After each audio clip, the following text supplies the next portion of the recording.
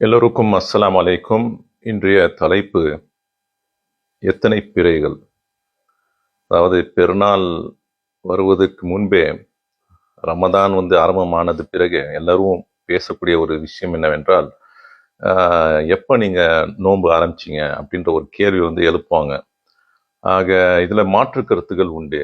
ஏன்னு சொல்லப்போனால் சிலர் உலகத்தில் எங்கே தெரிஞ்சாலும் அதுக்கு தகுந்தாப்புல நோன்பு நோக்கலான்ற ஒரு நம்பிக்கை வைத்துக்கொண்டு அவர்கள் நோன்பு நோக்குவார்கள். ஆனால் அவர்கள் நோக்கக்கூடிய அந்த நேரத்திலையும் நாங்கள் எங்கள் இடத்துல நாங்கள் பிறையை பார்த்தாதான் நாங்கள் ஆரம்பம் செய்வோம், ரமதானுடைய நோன்பை நாங்கள் அப்போ தான் நோன்பு பிடிப்போம் அப்படின்ட்டு சொல்லிட்டு அப்படியும் ஒரு கொள்கை இருக்குது. அதே போல் ஹிஜ்ரி கேலண்டர் மூலமாக இன்றைக்கு பரவலாக சயின்டிஃபிக் கால்குலேஷன்ஸை எங்களுக்கு ஆல்ரெடி கேலண்டரில் பதிவு செய்யப்பட்டிருக்கு. எப்போ பிறை புது மாதம் பிறக்கிறதுன்னு எங்களுக்கு தெரியும். அது எங்களுக்கு தெரிஞ்சதுனால நாங்கள் நோன்பு நோக்குவோம் அப்படின்னு சொல்லிட்டு அப்படியும் ஒரு கொள்கைவாதிகள் இருக்காங்க. ஆக இப்படி இருக்கக்கூடிய நேரத்தில் சில நேரங்களில் தமிழ்நாட்டிலே 3 நாள் பெருநாள் கொண்டாடினதெல்லாம் நம்ம கேள்விப்பட்டிருக்கோம் இல்லையா? ஒருத்தர் வெள்ளிக்கிழமை கொண்டாடினா இன்னொரு ஆள் சனிக்கிழமை கொண்டாடுவார், இன்னொரு ஆள் ஞாயிற்றுக்கிழமை கொண்டாடுவார்.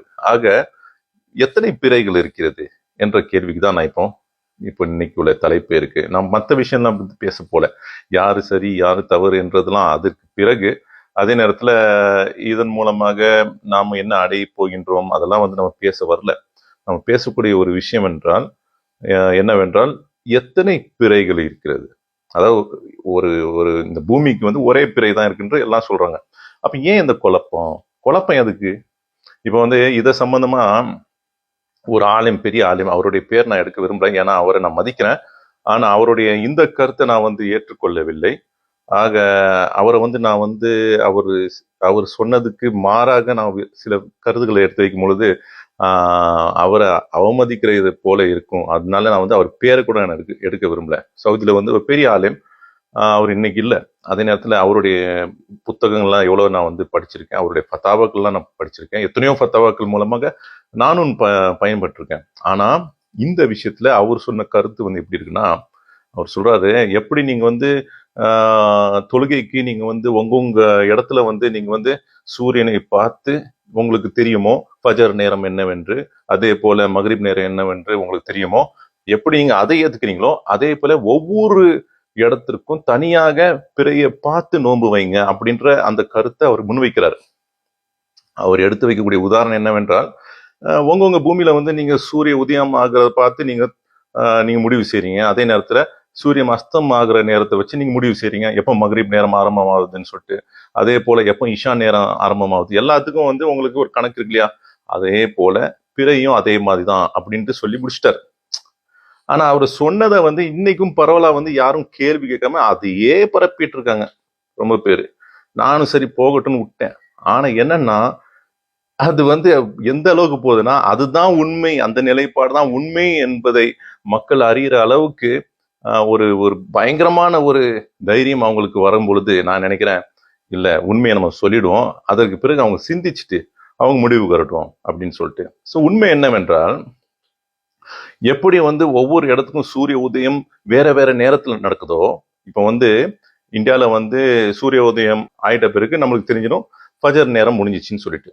ஆக சூரிய உதயம் ஆயிட்ட பிறகு நாம் ஃபஜர் நேரம் முடிஞ்சுன்னு நம்ம தெரிஞ்சிடும் இல்லையா?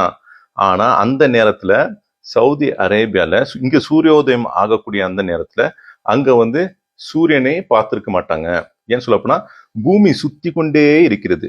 தன்னிடத்திலேயே பூமி சுத்தி கொண்டே இருக்கும் பொழுது அது ரொட்டேஷன் என்று சொல்லுவோம் இங்கிலீஷ்ல. அந்த ரொட்டேஷன் ஆகக்கூடிய நேரத்துல தான் இந்த ஒவ்வொரு இடத்துக்கும் வேற வேற நேரத்துல சூரிய உதயம் ஆகிறது. ஸோ அதனால அந்த நேரத்துல இங்க நமக்கு சூரியோதயம் ஆகக்கூடிய அந்த நேரத்துல சவுதி அரேபியால சூரியோதயம் ஆகவில்லை. அதனால அங்க ஹக்கீக்கத் என்ன, அங்க உள்ள நிலைப்பாடு என்ன, சூரியனே பார்க்கல. அப்ப எப்படி ஃபஜர் டைம் முடிஞ்சிச்சுன்னு சொல்ல முடியாது. ஆக தன்னிடத்திலேயே பூமி சுத்துறதுனாலதான் உங்களுக்கு அந்த சூரியனை பார்க்கறதுக்கு வாய்ப்புகள் மாறிக்கொண்டே இருக்கும். இந்த ரொட்டேஷன் தான் சொல்லுவாங்க. ஸோ அதே போல சூரியனை பூமி ஒரு ரவுண்ட் இப்படி சுத்தி வந்துச்சுன்னா அது 365 நாட்கள் இல்ல 366 நாட்கள். அப்போ ஒரு வருஷம்னு சொல்லுவோம். இதுக்கு பேர் சோலார் இயர்னு சொல்லுவோம், சோலார் இயர். இப்போ நிலாவுக்கு வாங்க, பிறைக்கு வாங்க. பிறை என்ன பண்ணுதுன்னா பூமியை வந்து இப்படி சுத்திட்டு வருது. அது ஒரு சுத்திட்டு கரெக்டா அலைன்மெண்ட்டுக்கு வந்துடுது. என்ன அலைன்மெண்ட்டுக்கு?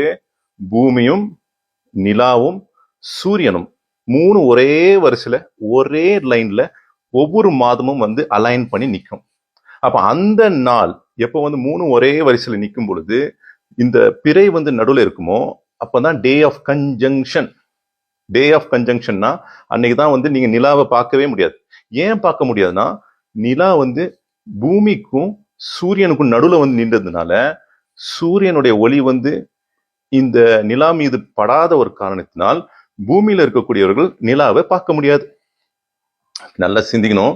ஏன் சொல்ல போனா சூரியனுக்கு இருக்கிறது தன்னுடைய ஒளி, ஆனா நிலாவுக்கு இருக்கக்கூடியது சூரியனுடைய ஒளியை கொண்டுதான் அந்த ஒளியை நம்மளுக்கு டிரான்ஸ்மிட் பண்ணும்போது ரிஃப்ளெக்ட் பண்ணும்போது நம்ம பூமியில இருந்து அதை பார்க்க முடியும்.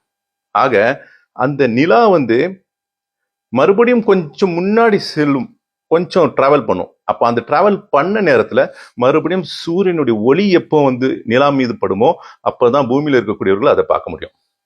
அப்ப இதை பார்ப்பதற்கு 15 மணி நேரம் ஆகும். எதை பார்ப்பதற்கு?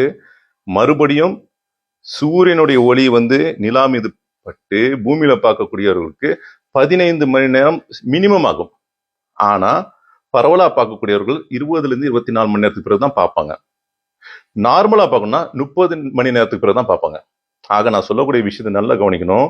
அப்படி பார்க்கக்கூடிய நேரத்துல இந்தியால இருந்து பாக்குறாங்கன்னா அமெரிக்கால இருக்கக்கூடியவர்கள் அந்த நேரத்துல பார்ப்பதற்கு வாய்ப்பு இல்லாம இருக்கும். ஏன்னு சொல்லப்போனா அவங்க இந்த சைட்ல இருக்காங்க, அவங்களுக்கு அந்த ஆக்சிஸ் வந்து மேட்ச் ஆகாத ஒரு நிலையில இருக்கும். ஸோ அந்த நேரத்துல வந்து அவங்க